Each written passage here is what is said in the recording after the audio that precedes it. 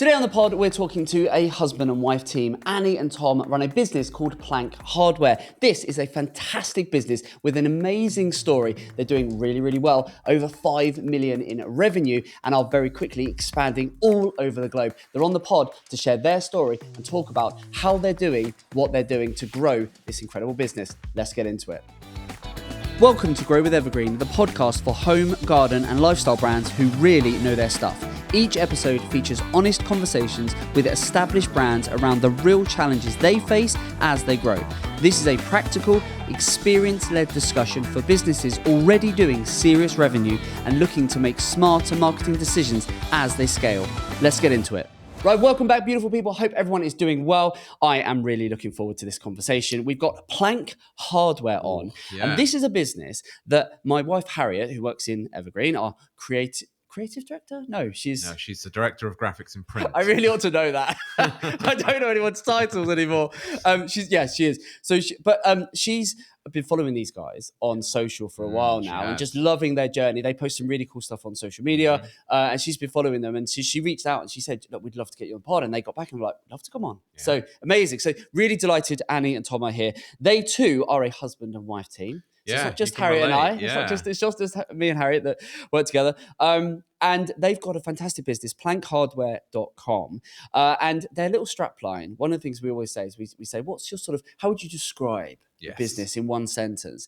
And they've got a lovely little tagline on their business, and they call it decorative details for discerning spaces. I love that. Quite nice, That's isn't it? very nice. It's very nice. Very but it's all sorts of hardware for the home. So everything from cabinet hardware, lighting, switches and sockets, all of that good stuff. Yeah. Loads of good stuff. And they're coming on, and we're going to get into their journey, what they've been doing, how they've grown. They're expanding to the US, and they've just done some crowdfunding. Yeah. So they've got a lot going on, and it's a lot for us to unpack. Sounds like a really, really interesting story. It is. I love a story. So. There you go. It is. Right. Before we do that, though, anything to share, to go through?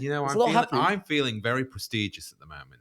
And you know why? Go on. Because we've won some awards. Yeah. And I've brought them with us so that we can show the viewers. We're going to do it. Okay, you want to show? Okay, yeah, go on then. I'm going to be very big-headed and just show everyone how good we are, how the team at Evergreen is. If you don't believe in yourself, right? Come on. So we've got 3 awards here from the European Paid Media Awards. There you go. Let's start. Come on then. He's going to do a full showcase. Okay, so let's start off with, we've got the Retail Campaign of the Year. Oh, here we go. Look, who doesn't love an award? There you go. Woo, lovely. Yeah, so there's that one. Where can I put them? So, I'm going to stack them. I'm going to stack them all there. I'm going to be surrounded. So that was for our work with one of our brands, Casabella Furniture. Yeah, it was. There you go. Yes, that was driving growth in-store and online. Yeah, because we did lots, in-store and we offline. Also, this is a personal favourite of mine. Go on.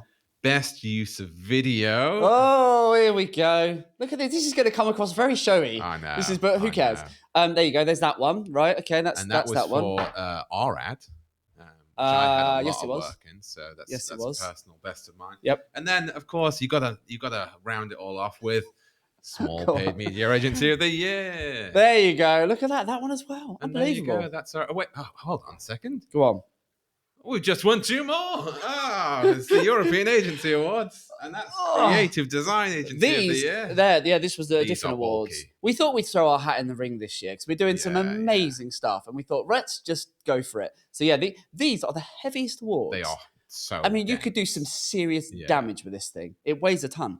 Okay, and then the last one, best local campaign for our my goodness me. Other brands, Aquaware. Look at this. There you go. Loads of awards. So there you go. They're all there. There you go. I just thought it was worth sharing just because I don't like tooting our horn too much. Are you sure? Well, but the team have worked really hard on so many things this year. Lovely. And it's good to recognise that. It is. They do a good job. And I will say we've never gone in for any creative awards up until this point. No, not before now. And so to win 2, that's really special. It's a show of where the path we're on, the journey we're on. No, it is. It's awards are, they're little trinkets, aren't they? They're just a little reminder, and it's a good little thing to having been able to say to the team, like, look, we're doing some really good stuff, and it's nice to get recognised. And also because these sort of awards in the marketing agency sort of world, there's lots of this, and it's all judged by your peers. It's nice to be, you stand toe to toe and go against other agencies, other marketers. It's nice if your work gets recognised by your peers and goes, actually, do you know what? All things considered, that's actually really, really good. And I think one of the things that's really important about these awards is that, I mean, this year for a lot of businesses has been tough. Yeah. And it's a really good reminder that what we're doing is good work. Yeah. And the team, I think it's great to remind a team that what they're doing is worth something. Doing some great stuff. And so, I just thought, give a shout out to the team. Yeah, there you go. Well done, Team Evergreen. They are doing some good stuff. Right, come on. Enough of blowing our own trumpet. Well, yes. Let's go. Let's get into. Let's talk marketing. Let's find out more about Plank Hardware's story so far. Do you want to paint us a picture then? Because we ask all of our guests. We always ask all our guests questions before they come on, which gives us a bit of an idea of who they are, what they're doing, and so let's run through their questions. So, as you said, they describe their business as decorative details for discerning spaces, which is lovely. We always ask them what their approximate annual revenue is. And they've said they're doing approximately 5 million. There you go. They actually said in the pre-chat it's more than that now. Really? They're going, flying up. They've got a team size of around 25. Yeah. They're using a couple of marketing channels. One of these, I will admit, I don't know the abbreviation. Out of home. Yeah, you can tell you're a creative. Well, yeah. They've got Meta, Google, TikTok, out of home, and retail. All the usual suspects. Yes. Yeah. We always ask what's working well for their business. And they've got a couple of things on here. International expansion, range expansion and stability, statement design, full funnel strategy, quality of assets, and showing off our customers' reviews, which all sounds very good. A couple of challenges we always ask as well. They say US market, so tariffs, stocking, cost of scaling, acquisition. Those challenging but very exciting. But absolutely. It is. Speed to market. It's a long buying cycle. These things are considered purchases a lot. You want to get out there and see what's out and make sure you're getting the right thing. So I can understand that. And then to keep with trends, whether to follow them or to leave them, which is, I guess it's something that a lot of people have to deal with the rise of sort of TikTok and social media. It's always the shiny object we get syndrome, on the right? dances? Or is that us? And then topics that they're interested in. Which all do we want to talk about today? Exactly. All of these are interesting to me as well, actually. AI, they say it's of interest, but with some wild results. Got to find out more about that. I'm really interested about that. I have honestly, my Instagram recently has been absolutely swept with AI slop videos. AI slop so AI slop will be like when someone has made an AI video which is just absolute garbage. Okay. It will be like someone like, okay, so I'm trying not to give you a culture shock here, but a lot brace yourself. A lot of the ones that I see will be, it's like a sort of Ring door camera, right? And it'll be a dog shows up to someone's porch, right? And then someone opens the door and says like, "Oh, hello, little fella, how are you doing?" And then the dog blasts water from its mouth, and like the whole house explodes or something like that. It's just absolute slop. It's pointless. It's like it's AI for AI's sake. Okay. There's no reason to it, but my Instagram is full of that, for better or worse. I was going to say, fine, yeah. So they are also interested in TikTok. Yep. And adding offline to the mix. I'm definitely keen to find out what they're doing on that. We'll love a bit of offline marketing. Okay. So and then any other things they'd like to talk about? Yeah. US success and impact. Yeah. First B Corp in the hardware category. Yeah, they are. Yeah. Amazing. Let's find out how they did that. And one that's close to your heart, working together as husband and wife. Yeah. It's good. If it works, if you're the yin to the yang, then it can work an absolute treat. It's good fun. Fabulous. Right. Well, I think that there's loads for us to unpack there. There'll be lots of our audience that know of these guys and will be have seen their journey and be watching along. Should we get them on? Yeah. Let's do it. Annie, Tom, are you there? Hello, we are here. Hey, there they are. Right. So do you want to just give us a little quick introduction to who you are, what you do? Yeah, sort of 30 seconds. Over to you. Yeah, sure. So we're Tom and Annie, husband and wife. We run Plank Hardware together. And as you said, we do decorative details for discerning spaces. So think hardware, think knobs, handles, hooks, switches, all sorts. And I guess we're driven by a sort of creative mission to get sort of creativity into everyone's home and to install the character that you personally have into the space that you live in. There you go. I love it. Right. So before we go and move on, I almost forgot. Before we move on, we're going to do Darren's favourite part of the pod. That's right. Come it's on, time for hit a us paid with it. media mystery.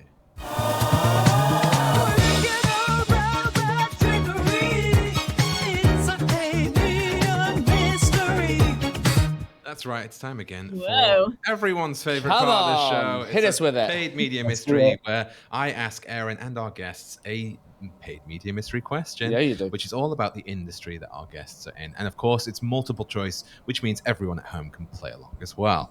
So our question this week is: what percentage of shoppers abandon a hardware purchase because they can't visualize the product in their space?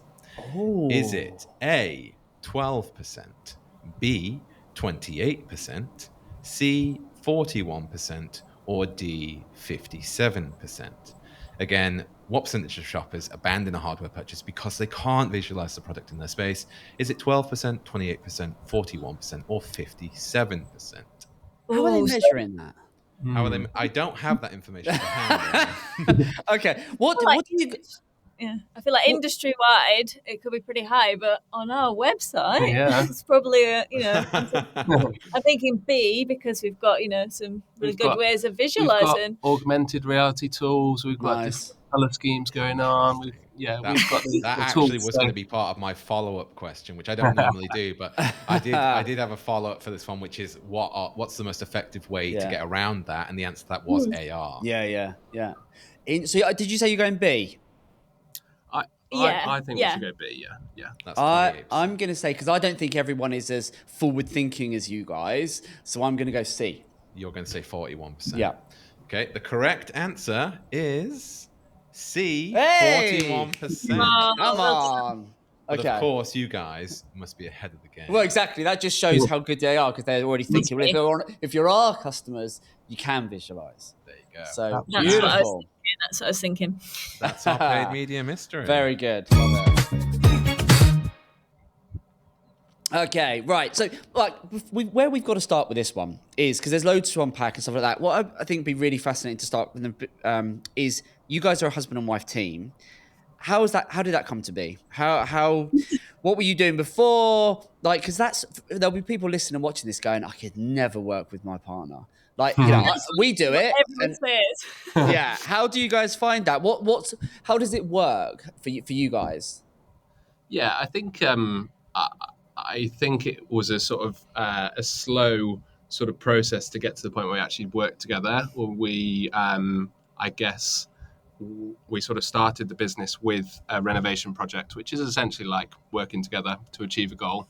And I was really passionate about sort of making things for the home that we were sort of creating, and trying to bring Annie into maybe a more creative side of sort of projects and things, given your sort of experience. But I think I sort of slowly invited Annie into the business because I knew that Annie could bring something different than I could sort of bring to the business. So Annie's background, I mean, I'll let you sort of talk a little bit about that, but it sort of makes sense when you start to take the steps back. Yeah, so I'm trained in finance. I'm a chartered accountant, trained with a big practice. I then went to work for McDonald's, actually, in their finance team.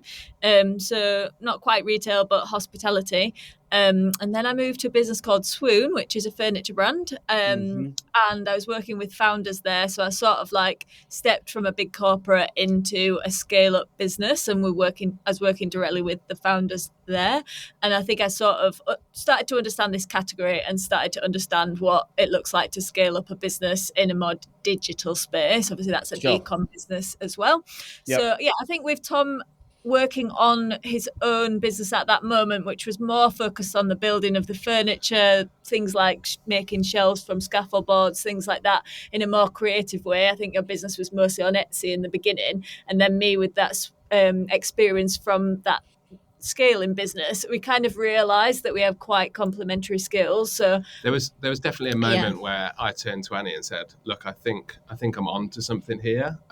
Do you fancy kind of coming on this journey with me?" Sure. And I think that was made quite a bit easier, knowing that kind of essentially I am the creative sort of vision of the business, but actually the driving force, the operation, the logistics, and everything else that sort of sits behind the business is actually kind of primarily Annie. So the roles are Sure. very, very different, and I think that's Yep. how it works. yeah, and Yeah. it's had its moments where it's been much easier than others. And I think, yeah, right now we've got two tiny kids. We're trying to move house. We are running this business, and it's tough, right? Like, I guess you guys will probably Yeah. have Yeah. Absolutely. phases as well. Yep. And I've just got back from maternity leave as well with our youngest son. So this time of year when they all get sick and settling them in nursery, and yeah, it's a really hectic routine that we have. But to think what we've brought the business to from where it was when I don't think either one of us could have done that alone. I think it really works that we've got those skills that can mesh together, and we've Yeah. also hired people into the business that some of them have got a mini me's and some of them are mini toms, and we can kind of pull that range of different experiences together, which is what a business like this needs, right? It needs like structure and operational rigor, but then it also needs creativity, and I think we are really well positioned to deliver both. And I think Yeah. some businesses struggle to deliver both. For example, when we were raising money, they said, "Oh, your finances are super tight," because obviously that's my background. But Sure. then we Sure. also want to be going out there winning design awards for products and things like that. I was thinking at the beginning when you were showing off your awards, I wanted to show off our award for our bobbin handle that we have as well. Oh, there you go. We'll overlay that. You have to send us a picture. Send us a picture yeah, after we've Yeah. recorded, and we'll overlay that on now in the pod. So yeah, send us that. yeah, Yeah. Yeah, do that. But I think it's a really interesting point there. And for those watching, listening, think, I could never work with a partner. I think it can really work from what you've said is if you've got very different but complementary skill sets. So it sounds like, so Tom, you're the creative one. And then Annie, Mhm. you're more the sort of the finance, the practical logistic operations, that sort of stuff. So, and you need both of those sides of the coin for it to work absolutely. for ecom brand. And it's very similar to Hat and myself. Is Harriet was always the creative one, I was always the techie one.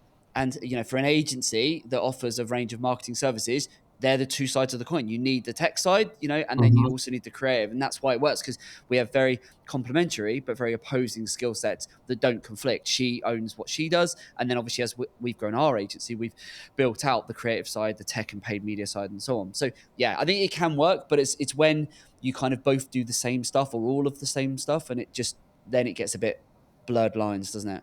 Yes.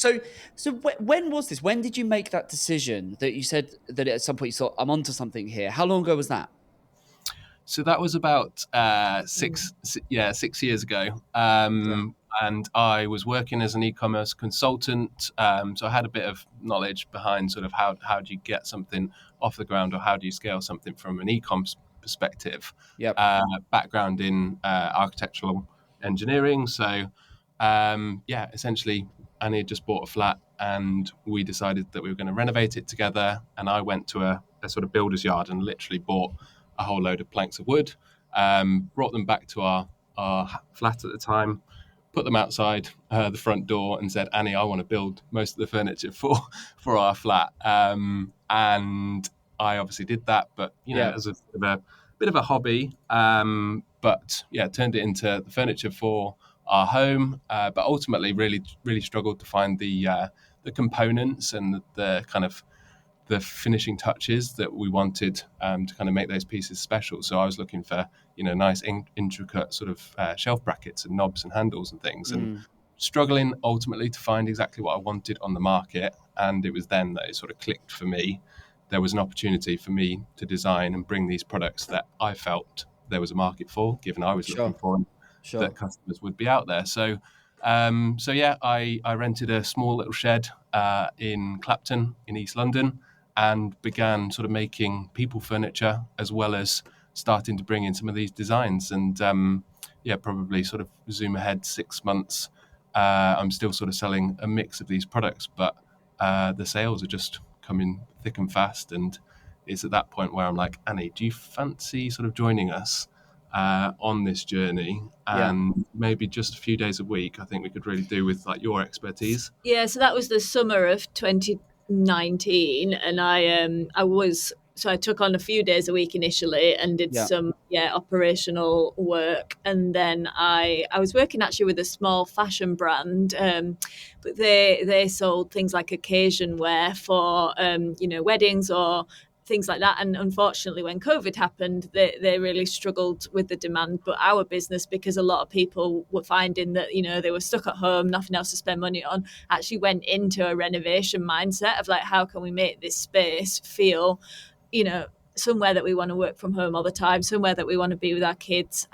So the building industry and the home and garden space just boomed. So I then switched my focus to the full-time attention on Plank. So that was sort of how we came to it to be a permanent arrangement and for us working together. I think a good example of like the type of thing Annie had to deal with initially was, I had a series of designs, but instead of giving them names, I just called them sort of knob 1, knob 2, knob 3. So I kind of needed the structure that Annie could bring like from the off, essentially, because the designs were sort of flowing, but the actual operation, it needed work. Yeah, and you'd found a supplier that you wanted to work with, but in terms of bringing in some buying processes and the whole sort of supply chain piece, how to then do our sort of monthly bookkeeping, all of that. So initially in that, and then when COVID happened, it was just the two of us really picking and packing the orders ourselves. But then when we'd finished that, I would go away and run a load of spreadsheets, and Tom would go away and sort of do some design work. And we ran like that for another sort of 9 to 12 months before we then started to really scale and bring people in and really sort of professionalize the way that the business was structured. Yeah. So go back to when you first, Tom, when you first started doing this and you started to put them out to market. How were you marketing at that point? Did you have a website? Were you just on, eBay? Like, how were you selling the products? Yeah, I was on kind of all of the marketplaces that I could put my products on. But in a pretty shabby, rough way. I was doing photo shoots in our sort of flat. I kind of bought maybe £100-200 worth of equipment and just tried to make it work. But at that stage, it really was like, it was a sort of Etsy small business, quite sort of artisan. I was really focused at that point on furniture. And were you working full time in the business at that point? I was doing a little bit of sort of consultancy alongside it, but predominantly yes. And I can remember sort of phases of this business where I'd be out in the snow kind of doing bits or out in the sun kind of making furniture for people. So it really was kind of very much bootstrapped at that stage. Yeah.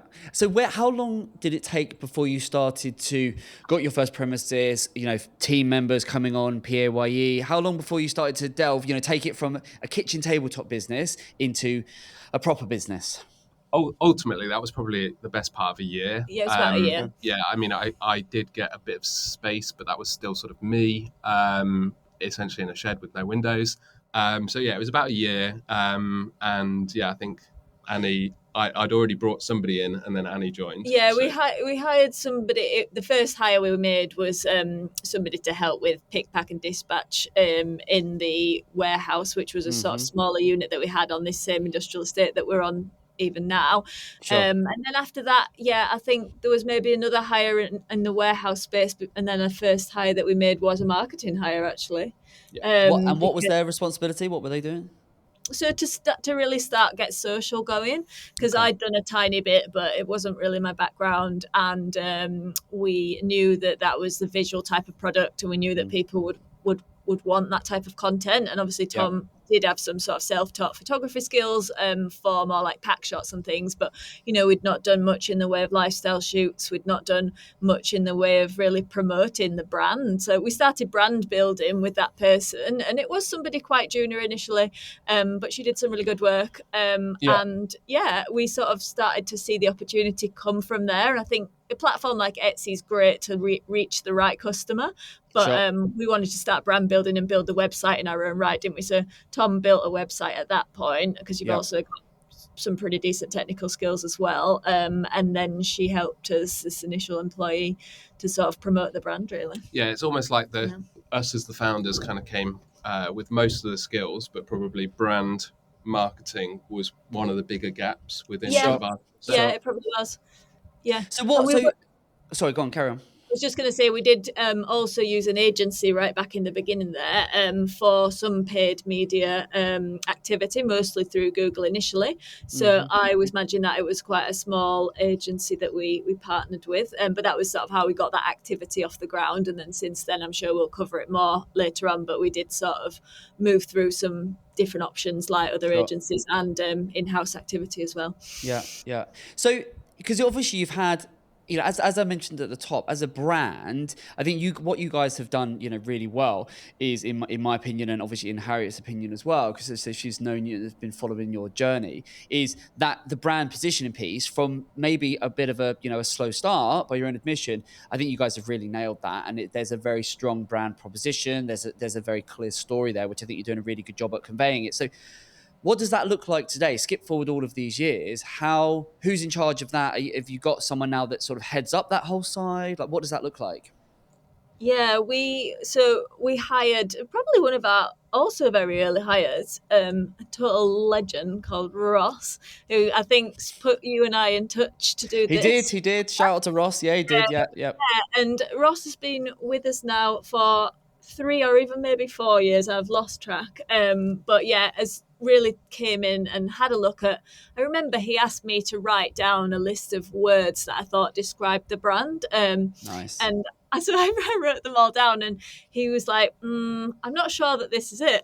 And actually, it turns out that the words were sort of way too feminine, way too elaborate, way too fussy. And he really sort of said, these products, they really do speak for themselves, but they're sturdy, they're sleek, it's bolder words. And it really got me thinking because not having that brand background, just all the detail that needs to go into that thinking about just what the identity is. And then I think you start with that and overhaul that and then sort of roll it out over time. And yeah, he's shown us what those building blocks are really to building that brand, and does a fantastic job. Yeah, I think he obviously he can't change the story of how it started, but I think he helped refine sort of our Sure.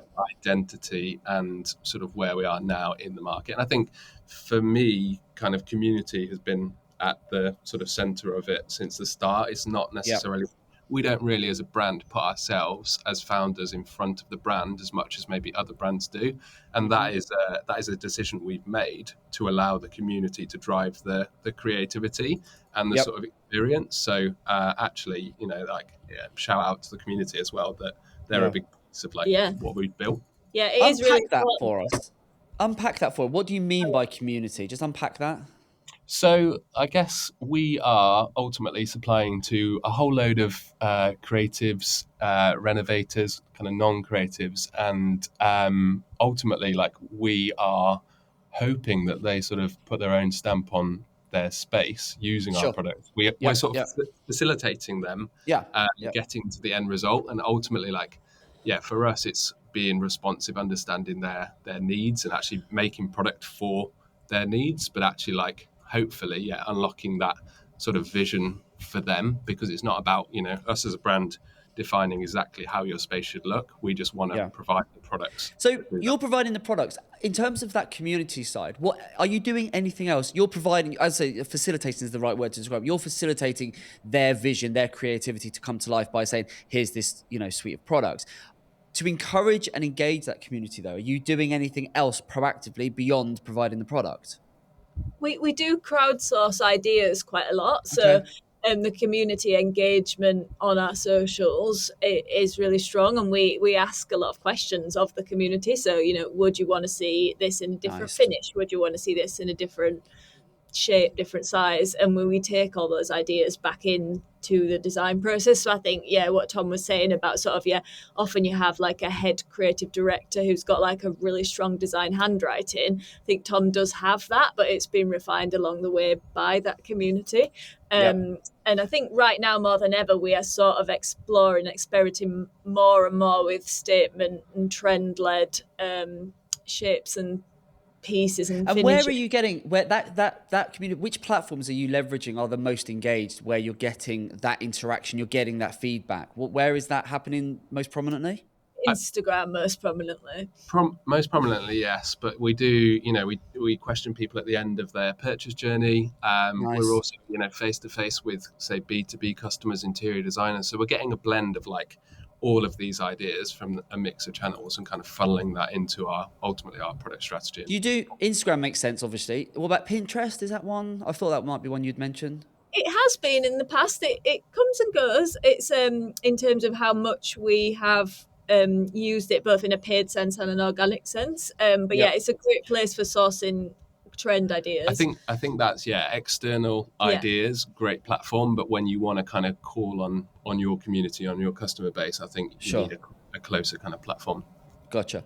So skip forward to today then. We're doing sort of 5-6 million, it's really growing. You're back into growth. You mentioned in the pre-chat chat that, if the last few years grow, and then a little period of sort of plateauing and now back on the growth again. If you just wouldn't mind, unpack that for us a little bit. Just paint a picture of the last sort of 5 years, what that's looked like as a business in terms of how you've grown, and bring us right up to date in terms of where you are today and what you're doing to further drive that growth, particularly with the sort of a marketing sort of head on. Yeah. Okay. Well, let me sort of take the first sort of early stages then. So that sort of first year, second year, we were kind of utilizing existing marketplaces with existing customer bases to try and access, feedback, sales, that sort of thing to get it off the ground. At that stage, it was Annie and I. It was probably the most profitable we've ever been, Yeah. sort of I as a bet, yeah. couple, because we were sort of driving ourselves so hard to get everything done within the sort of skills that we've got. Sure. And then out of the blue, sort of popped up a message on LinkedIn that I just shared with Annie, being like, "Do you think we should take this seriously?" And it was an investor, and she said, "Do you want a call with us? We're interested in understanding a bit about the brand." And that had come from the work that we'd done on Instagram. She'd seen our sort of profile and wanted to know more.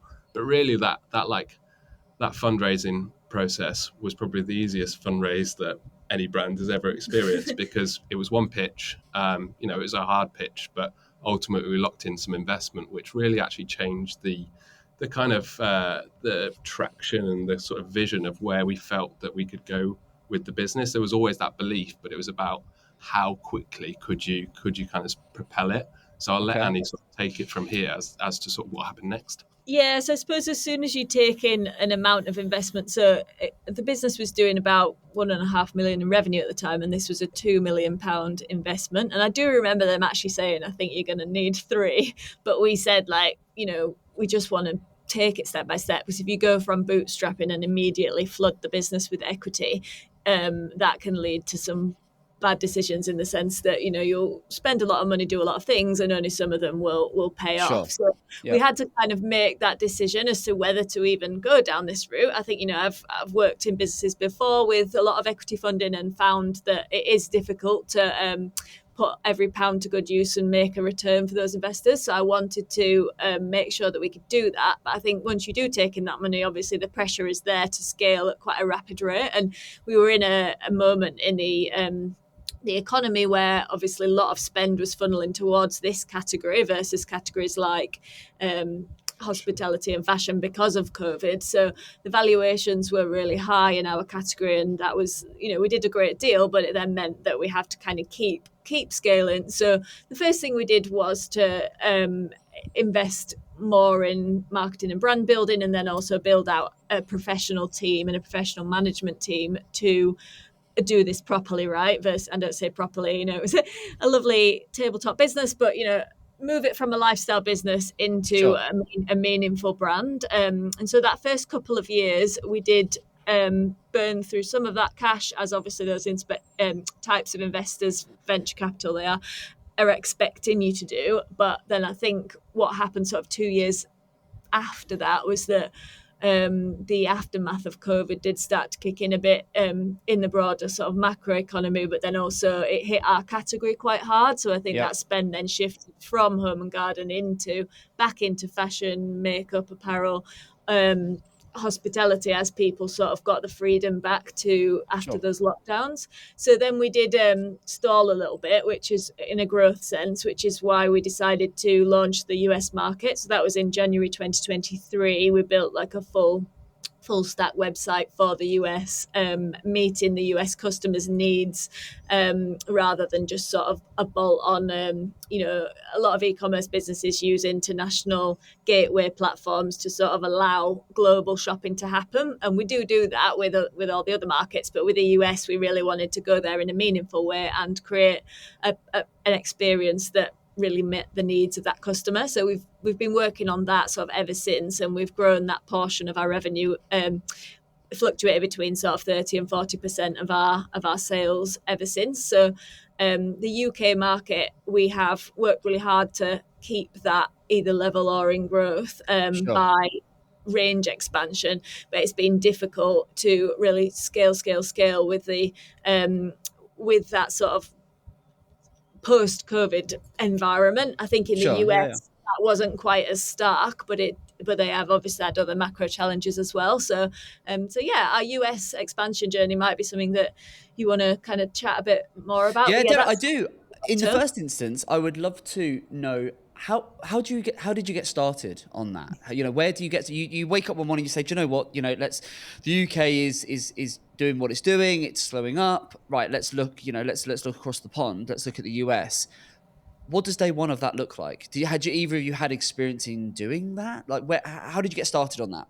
Yeah, so we always had a mindset that the best thing to do with a business is to start selling. So we've always made sure, the same way that Tom did with the Etsy business in the first place. We didn't spend weeks and weeks building a website and then have a big launch moment. We just started selling, because then you're bringing revenue through the door. You can use that, recycle that. So we sort of did the same thing with international expansion, in that we were selling on one of those global gateway platforms. So we were sending parcels to the US. So we'd gathered some knowledge about like what that customer was looking for, how that was working. It was more a decision to make a bespoke experience. And I think we're still learning now about sort of what it is that market needs from our brand, particularly around the way that interior designers are utilized differently, the way that the B2B space looks, the way that people use things like dealerships to buy hardware from, which is like effectively like a store that you go to look at hardware in person.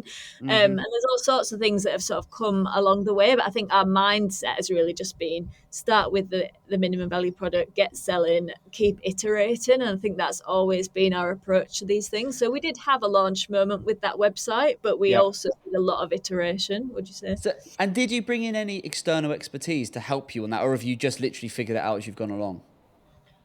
Yeah, I mean, we probably didn't like specifically. We didn't go out and get a US PR agency or US kind of marketing agency. I think we were definitely in that mindset of like, let's test with what we have. So we leveraged our existing agency at the time and basically said, right, let's do the US. We obviously built the site internally. We have since added to the team, so we've got one hire over in the US now, and then we've spent a bit of time in the US, kind of getting to know the customer base and the nuances and the differences. But ultimately, it's definitely been like, let's kind of bootstrap this. There's still loads we want to do in terms of kind of creating, I guess, that launch moment. Even though we're this far in, we still think, given the size of the market, there still is that opportunity to kind of do more and make more of the market. But it's already about 30. You said about 30 to 40% of your revenue is coming from the US, Yes, that's right. which is quite something. If you've just essentially kind of bootstrapped it, figured it out as you've gone away. I mean, that's quite something. What's been the biggest challenge or learning from going into international markets?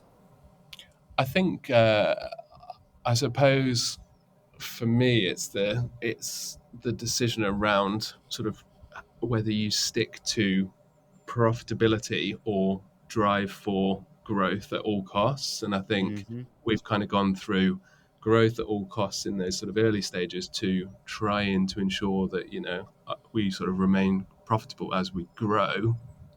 Both strategies have kind of worked to a certain degree, but sort of for our phase of business, it's now we kind of want to kind of grow profitably and therefore the pace of which we can chase that growth is ultimately limited, but actually the strategy is sort of working right In now. the US market itself, I mean, anyone would have told us in advance that the cost of acquisition was going to be higher. The the houses are bigger, right? So, the order size is roughly double what we see here. So there's some really good sort of like e-commerce indicators, but it is more expensive to acquire. So I think, yeah, the D2C piece in the US has been a challenge. But I think we need a lot more effectively. You need to invest a lot of funds to really make a brand moment and probably launch yourself in that way. But I think what we've learned is that the B2B space really received us in a way that we perhaps weren't expecting, and they loved the product. They kind of wanted to see more of certain things, so we've designed into that, and really started to deliver to that group of people. So I think the learning, D2C has been tough, but B2B has been a real surprise. And how did you get into the B2B side then, in We the just US specifically? we just noticed that a lot of the customers that were shopping with us were already sort of B2B customers. And I think it's a lot less price sensitive over there. So they were sort of shopping anyway, regardless of us not necessarily even having a B2B specific experience. But then we did add that in. So, a trade portal where they can go and shop. And we get quite a few signups, I think 50 or 60 a week now, where, interior designers, architects, building companies, tradespeople signing up in the US for those trade accounts. And so we've learned from that community as that community's grown and grown, again, by sort of sourcing the feedback from them. I think I emailed about 500 of them in California and just sort of said, like, how does this shopping experience work? And a lot of them came back and said, well, we use these dealerships, which are sort of effectively these showrooms where you can go and specifically source hardware. So that's when we then started speaking to those and figuring out how we can create a bit of an offline presence there as well. But yeah, it's been a real learning, like with some of those early customers along the way, really, and how they've sort of latched onto our product. I think the reason they've latched on is because they love the sort of relationship between the quality, the design, and the price, which is something that we always feel we balance quite well. Gotcha. Because I think that, what's a recurring theme here, which I take my hat off to, is you've just kept it so simple. When you haven't known, you've just turned to your community or you've just asked your customers. And I think that whole idea of just keep it simple, stupid, that KISS analogy is just, it's so often overlooked. And so often marketers, business owners needlessly overcomplicate things. But actually, just in terms of, you want to know something, just go to your customers, go to those who are buying and just ask them directly. It's so obvious, but not everyone does that. Not everyone loves to, I'm going to do this snazzy thing and I'm going to, make assumptions and this, that, and the other. But actually, if you just ask the customers. I also think on that as well, there's often with business owners this idea that if you ask the customers, you're showing that you don't know. Yeah. And I think that there's that reluctance there to look That's weak. why people don't do it. Exactly. Yeah, absolutely. And I think, exactly that. as you say, it's the best thing you can do. 100%. Yeah. It's just, it's getting that feedback loop going, having that open and honest, transparency is key. One of the other challenges you mentioned in the last few years of growing this business is that sort of the long buying cycle. What do you just expand on that for us? What does that look like? And within that, I'd also be keen to know, you must have quite a good retention rate in terms of repeat purchase. Do people we buy do. from you? Yes. What does that sort of buying cycle look like, and how do your customers interact and buy from you? What frequency and so on?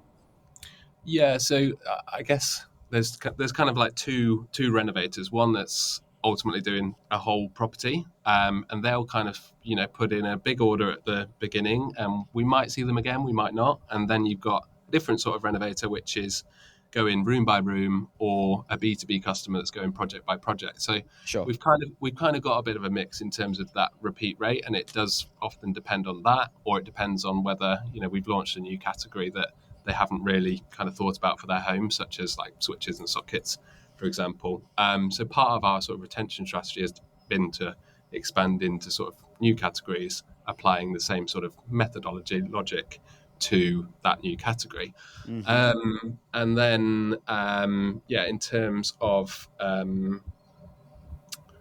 the repeat, so people repeat buying then. So that makes sense. So that you're going to have some customers that will buy everything in one go, and then they're sort of that's done for their project. But others will just come back because particularly the B2B as you say, if you're, the people that would spec your products, they might, I can imagine, would be buying with somewhat frequency for different projects and so on. Once they sort of get to know and love the products, then one would hope you're going to be the go-to provider whenever they're doing a project, because you've got such a variety of product.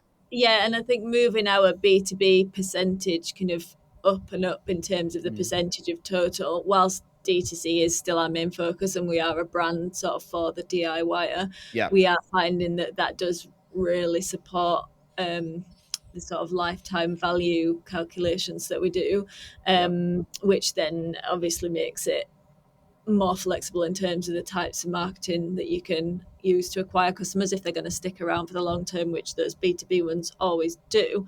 I suppose the other sort of buying cycle is on the supply side, where I think interiors has changed a lot over the past, even since we've started this business, in that it is a lot more trend focused. So even something like handles and details, there is a real statement look that sort of cycles through at a faster rate than it maybe has in the past. And I think, the supply chain is still relatively long, in the sense that you've got a design process, and you've got a sampling process, and you've got to, so whilst the fashion industry moved into a fast fashion cycle maybe 20 years ago, the homeware space is sort of still catching up to that. So I think, we might have an idea, but it could still take sort of 4 to 5 months to bring that to market. So I think that at the same time, coupled with the consumer seeing, so many ideas on Pinterest, so many ideas on, and the expectation of like the Amazon buying mentality of, we buy it today, we get it tomorrow. There's a little bit of catching up to do in an industry that's relying upon, like, machine precision metalwork or casting, or all those different techniques of manufacture. So I think that is a really interesting dynamic as well for us.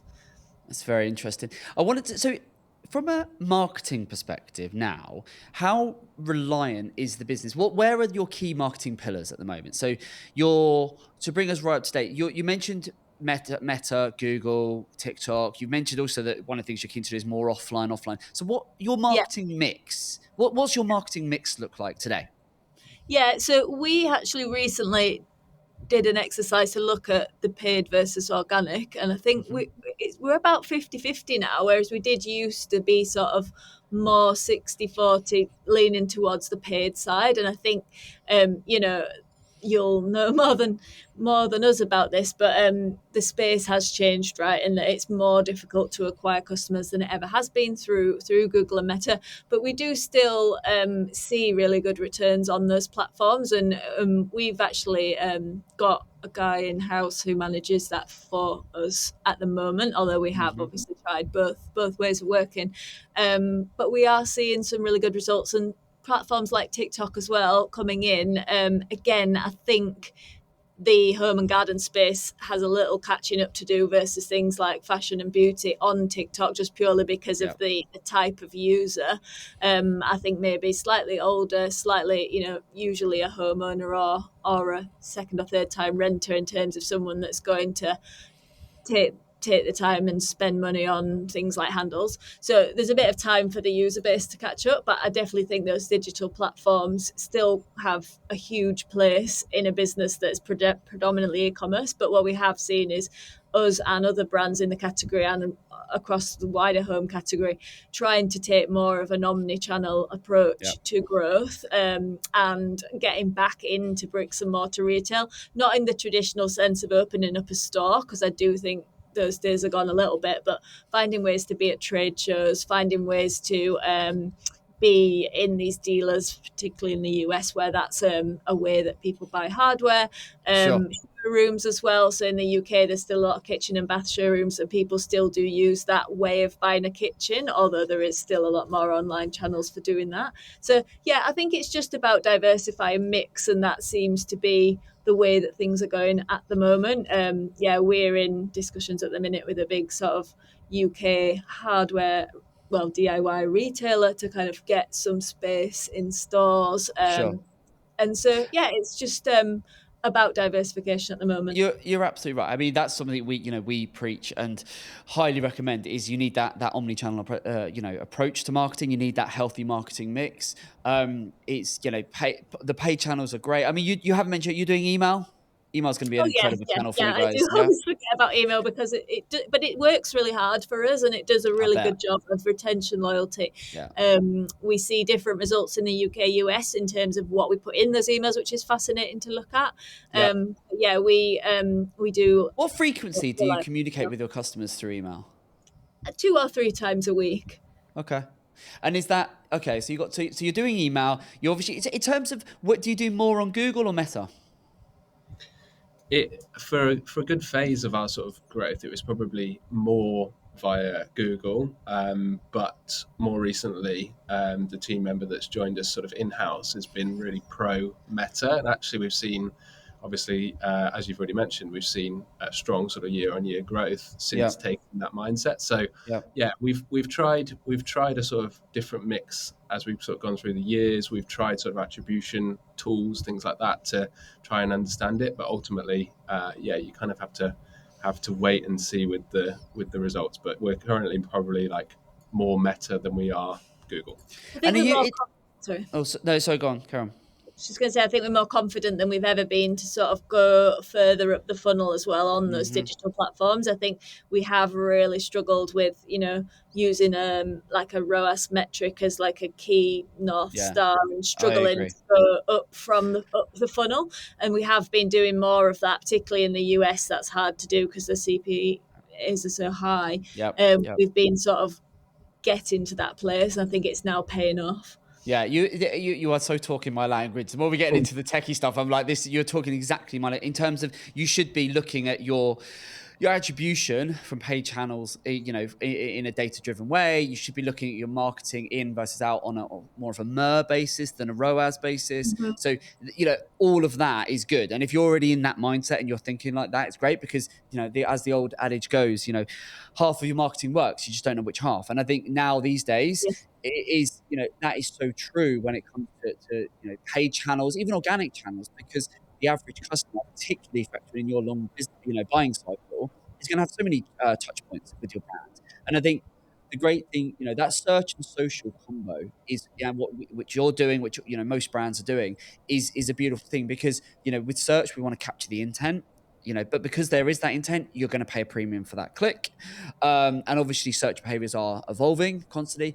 But social now, Meta stuff like that is going to be a fantastic way to visually get in front of your customer and then stay there. And I think always think of social as sort of it's nudge marketing, isn't it? They're not looking, but maybe they've looked previously and you're retargeting them. Maybe they're based on their activity, their behavior, their interest. You're giving them a little gentle nudge. We're here. This is what we do. People like you buy from people like us. Here's some inspiration. Here's some ideas. And Meta's obviously with what's happening now. I don't know how clued up you are, or I'm sure you got someone you mentioned someone in house that's doing it, but with what's happening now with Meta and the release of this year with Andromeda, which is now basically it's Meta's update that essentially just means it's letting the creative do the targeting. And so as long as from your perspective, as long as you have enough creative resource to feed the machine to just keep iterating the creative and providing a range of creative, everything from the polished stuff through to more kind of off the cuff sort of stuff. You want UGC, you want EGC, you want some influencer based stuff. Like as long as you can feed enough creative in to iterate, then Meta's doing an increasingly powerful job of finding your ideal customers without you having to spoon feed it, which is probably why you're seeing, growth in Meta, because we're seeing exactly that. Google still plays an incredibly important role, and it's the foundation for most brands because you want to capture that customer when they're in buying intent, they're looking to buy. But Meta for staying top of mind and for getting in front of that customer and staying in front of that customer, particularly when it's a long buying cycle, incredibly powerful and only getting more powerful so long as you can feed it with a creative. Mhm. What say Definitely. you? Have you got what creative resource do you have? Do you have in house? Do you have videographers? Do you have photographers? What resource do you have to be able to execute that volume of creative you're going to need? Yeah, I mean, we use a bit of a mix. So we'll do in-house shoots. We will bring in photographers and set builders and that sort of thing for that. We have a brand team that will occasionally shoot sort of more UGC style imagery Yep. and take videos. And then we also sort of leverage community and influencers to kind of form that sort of mix. Probably the thing that we found quite a lot of success from over the last year is just including the reviews that we get on the products. The customers nice. love the product, so like as much as we can do that for the right sort of part of the funnel, it's really working, and something we weren't sort of doing last year. Nice. A couple of more things I want to cover off before we have to wrap this up. You mentioned, it did make us laugh actually. You mentioned AI was something you're sort of playing with, but with some wild results. Come on, you got to tell us more. What have these wild results been? Obsessed. Yeah, I'm a little bit obsessed, but I am. Same here. I'll pass you over Here to we go. Darren Okay, because let's he's our talk AI AI. chief of AI. He loves it. Go on. Yeah. So ultimately, at the moment, most of the AI work we're doing is more sort of internal. But I suppose when I've looked to kind of apply it externally, we were sort of laughing this week because Meta had suggested a load of AI generated ad creatives, and one of them was a bathroom vanity with a small micro bathroom vanity on top with some of our knobs and handles. So it was just like just totally wild. And then the other one was I think it was like a chest of drawers with a giant like knob, brass knob on top of Just it. kind of perched on top. Just perched on top. So we were just like, I think Meta's got a way to go with. It's got some time. You showed me some of this, didn't you, recently? I can't think who you were working on. You showed me. You were like, "What on earth is this?" There was a client you were working on very like in the last couple of weeks, and you showed me, or maybe it was Archie, but you showed me something, and you were like, "Look at this," and you were laughing about it. There's a couple of things we've tried. Similar sort of things. There's a couple of things that we've worked on with some of our clients where, say for example, they've given us some of their assets and they want to almost make it more Christmassy. Yeah. And so we've tried to use AI to do that, and sometimes it's like laughably Christmassy. Yeah. It's like a whole family sat in like a hot tub with all their clothes on. Yeah, it's wild, isn't it? And then, like for example, we did a couple of. It was Meta actually, I think, with AI with radiators, where there was a radiator right in the center of the room, in front of a sofa. That's the one I'm talking about. Yeah. It was like in front of the sofa. That's what I was talking about. Yeah, it was realistic or unrealistic. That was it. Yeah, it is what I think. As you say, it's got some. It's good. We'll lean into it. We'll leverage it, but it's got some work to do, hasn't it? Yeah. So yeah, I feel fairly secure. I don't think anyone's got anything to worry about. Interesting, but as you say, I mean, it is interesting the amount of how broadly everyone is starting to use AI now and think of it just as an enabler, as to quicken the pace, to help with things is fascinating where that's going. It's really interesting. I think there's a lot it can do. I mean, literally before I was making even as simple as like I was on Google Sheets and I wanted to make a table, and so I just told Gemini the table I wanted, and it did it for me. It's very powerful. As simple as that, and then just again like Gemini, obviously Gemini 3 Pro has just been released, which is really shocking how much better it is than the second iteration. Again, with editing photos as well. Okay.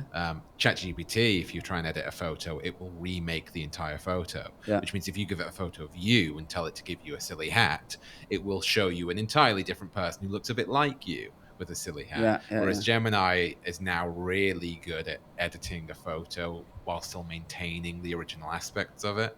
So it's becoming more and more difficult to discern what's real. Fascinating.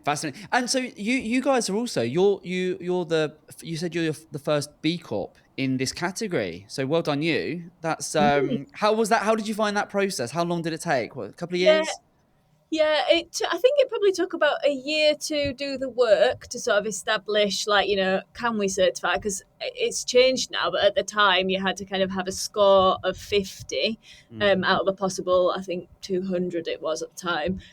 So, the idea was that you level up, but you don't have to be anywhere near perfect. But as a very small business, just establishing whether we could even meet that criteria took some time, and you have to kind Sure. of level up processes, look at the whole supply chain, because most of our carbon emissions would come from third party places like, other suppliers. So getting under the skin of that took a bit of time. But then there's a lot of work you can do around sort of your head office policies and processes as well, to just, because it's not just environment, right, it's all stakeholders in the chain.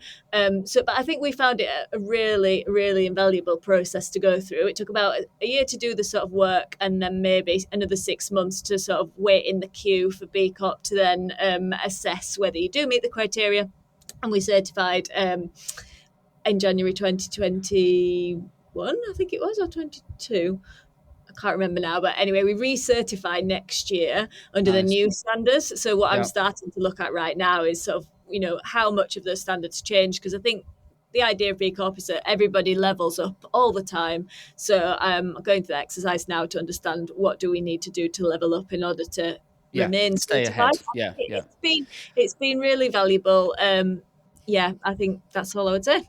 Well done you. So to bring us right up to today, then, what does you? Because Tom, you mentioned you've just been traveling. I think did you say you've been to the States recently? So yeah, earlier in the year I was in the States, and then Right. got back from India on That Monday. was it.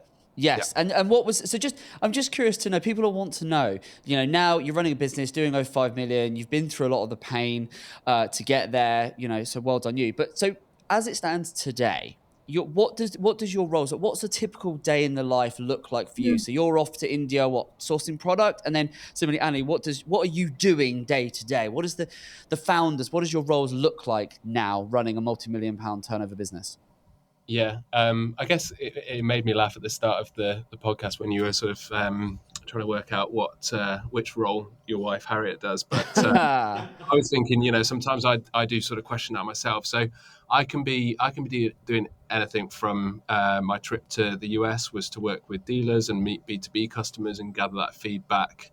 I can be designing product. I can be kind of working with suppliers to ensure the quality's right. I can be supporting the brand team with the creative output of the product. I can be in the weeds of site technical fixes, that sort of thing. Right. It is ultimately for me quite a varied role, a role that I love, with creative aspects, but also some technical application as well. Yeah, I do quite Nice. a bit more people management at the moment, and I'm really the glue that sort of holds everything together. So getting everybody communicating, a lot of project management. I don't do bookkeeping anymore myself, but I've got a finance team, so managing that, which is obviously my background. So keeping the cash management really tight, all that sort of stuff. Legal compliance, operations, all the stuff that keeps the wheels turning, basically. There you go. Well, it sounds like you guys love it, and it works too well with the pair of you. We're doing it together, so yeah, I love it. What a fantastic story. Where are you taking the business? What does the future look like? The next sort of 5 years. Where do you want to be in 5 years' time? God, 5 years is going to be 2030. That sounds very futuristic, doesn't it? Yeah. What does the business want to look like in 5 years? Yeah, I think our sights are set on being globally sort of recognised. So we've got a long way to go being a UK business, with 40% in the US, but ultimately, we want to get our product out to the world. People are taking inspiration from channels like Pinterest, Instagram, with a sort of global base. So we want to be accessible to them and known by them. We have got ambitions to grow product range, and ultimately, build a business that inspires that creativity, across the world. There you go, and give those decorative details for discerning spaces globally, eh? I love Yeah. that. There you go. Well, look, guys, I think we're going to have to leave it there, but thank you so much for being on, and the very best of luck with your future endeavors and building this business. We will continue to watch from the sidelines as you build this thing up, and continue to document your story, because what the stuff you're putting out on socials, telling a story, how you're doing it, is just, that is so brilliant, because it just brings people on the journey, and that's really really great thing you're doing. So yeah, continue to do that. Best of luck, and keep joining it. Have fun, and obviously best of luck with your house, because you said you'll renovate. You're doing all. You got it all going on. You got it all going on. Thank you. Yeah, thank you very much for having us. It's been a great Pleasure, conversation. guys. Thank Thanks so you. much. All the best. Look after yourselves. Take care. Well, there you Yeah. go. That was Annie and Tom from Plank Hardware. How lovely were those guys? Oh, they were great. They were good fun. I knew it was going to be. I was going to really enjoy this episode. They're great. I mean, great business. They've just clued up, and that yin and yang skill set with what really they're doing. works. It really works. I think it's hard to find. It's great. I think when you've got it, you really got to use it and sort of cherish that. And do you know what? A recurring theme from that conversation, which is just a good reminder for me, as it will be for our listeners and viewers, is when you need feedback, when running a business is tough at times, right? And you're constantly presented with challenges and this, that, and the other. But actually, just remembering to keep it really simple. Yeah. And actually, most challenges, most problems you're faced with, most scenarios you have to overcome are actually not that complicated. No. And if you keep it simple and just think, logically, well, actually, should we just ask our customers? Yeah. Should we just get that 360 feedback? And get the people in. And get people who know more involved. than you. Yeah. Well, yeah, absolutely. It's the who, not how, right? And pulling on that expertise, like, bringing in Ross to be able to, dissect and provide that social strategy. It's good. They're doing all the right stuff. I love it. It's a great brand. Hence that, they're growing. And the aesthetic of their website, their whole brand positioning. Oh, I love it. Is great. Like Hat showed me that one of those guys, they put up on their socials like sort of their story, and they did it in a really simple, really nice visuals, literally just pictures, but with like, if you go on their socials, check them out, you'll see it. But they just showed their journey over the last few years. And it's just such a simple but effective way of going, this was us when we started. This is all the things we've done. These have been the key milestones. Lovely. Just keep it simple and and make it easy for your customers to buy, easy for them to understand what you do, and you win. It's a big reminder of just keeping it simple. And if there's a need for your product, your service, people will buy from you. And particularly if you humanize yourself, which is one of my favorite phrases to say, humanize your brand. There you go. Look, hopefully you've enjoyed that one. Another fantastic conversation. I'd love to get under the skin of these brands and figure out what they're doing, how they're marketing their brands, what their challenges are and how they're overcoming them. All for your viewing pleasure. So thanks so much for joining. I don't think we've got anything else to add, have we? No, I guess let's tell them where they can find Plank Hardware, and then tell them where they can follow us. Thank you. Just well his ear, isn't it? So yeah, plankhardware.com for all of your hardware, if you need switches and knobs and hooks and cabinet hardware, sockets lighting, and switch sockets, all sorts. Go and check those guys out. So yeah, plankhardware.com is those guys. Big thank you to Annie and Tom. And of course, if you aren't yet subscribed to our podcast and our various other content, then where have you been? Make sure you do. You can find us on YouTube, Spotify, Apple, obviously on our own hub on our website, on our new website now, or newish. It's been out for a few months now. It's not so new anymore. I still think of it as new. And obviously, if you've enjoyed this episode, we would love you forever if you gave us a little like and comment your thoughts below. That would be much appreciated. Give us a 5-star review. Go on. Stop this now. Pause it now. Hit 5-star review, write some comments, and then come back, and I'll say thank you very much for doing that. Thank you for watching. Thank you, Darren, and we'll see you on the next one. All the best. Take care.